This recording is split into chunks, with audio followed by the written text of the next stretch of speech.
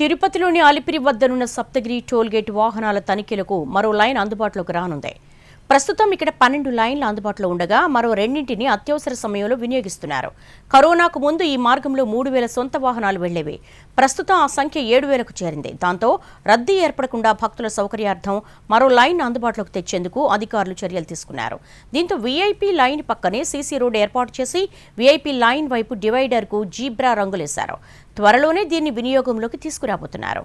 మరిన్ని వివరాలు మా ప్రతినిధి కార్తీక్ అందిస్తారు.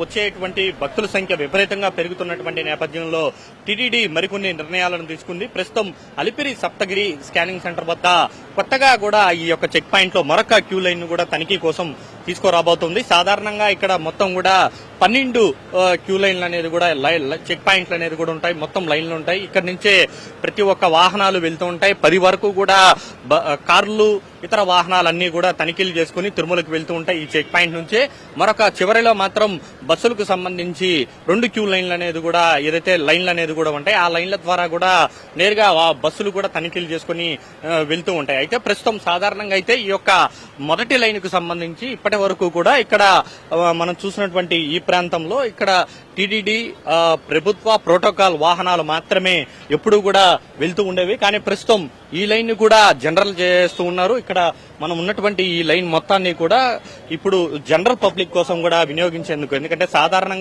సాధారణ భక్తులు ప్రయాణించేటువంటి తరహాలోని ఈ యొక్క మార్గాన్ని కూడా వినియోగించుకోబోతున్నారు. అయితే ఇప్పుడు ప్రోటోకాల్ కోసం కూడా సరికొత్తగా మరొక లైన్ అనేది కూడా తీసుకురాబోతూ ఉన్నారు. సో ఇక్కడ పక్కన ఉన్నటువంటిది ఇప్పటి వరకు 12 లైన్లు అనేది కూడా ఉంటే ఇక్కడ మనకు కనబడుతున్నది 13వ లైన్, దాని పక్కన ఇంకొకటి. ఈ రెండు కూడా ఈ యొక్క విఐపి మార్గాన్ని కూడా ఎంచుకోబోతూ ఉన్నారు.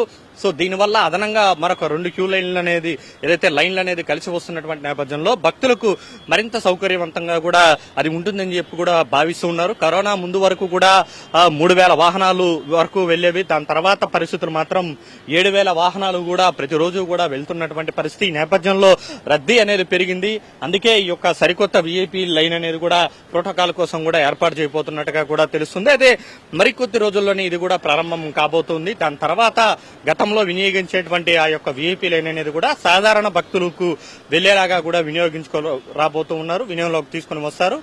సో అదే కాకుండా అత్యాధునిక సాంకేతికతో కూడినటువంటి స్కానర్లతో మొత్తం వాహనాలన్నింటినీ కూడా తనిఖీలు చేయడానికి కూడా ముమ్మరంగా టీటీడీ అయితే ప్రయత్నాలు అయితే చేస్తుంది. త్వరలోనే ఈ యొక్క వీటన్నిటికీ సంబంధించి కూడా మరొక 1-2 రోజుల్లోనే ఈ యొక్క క్యూ లైన్ ను ప్రారంభించబోతున్నారు. అలాగే ఏదైతే కొత్త పరికరాలకు సంబంధించి కూడా ఒక నిర్ణయం అయితే తీసుకోబోతున్నట్టుగా కూడా తెలుస్తోంది. కెమెరా పర్సన్ సంజయ్తో కార్తీక్, అలిపిరి నుండి.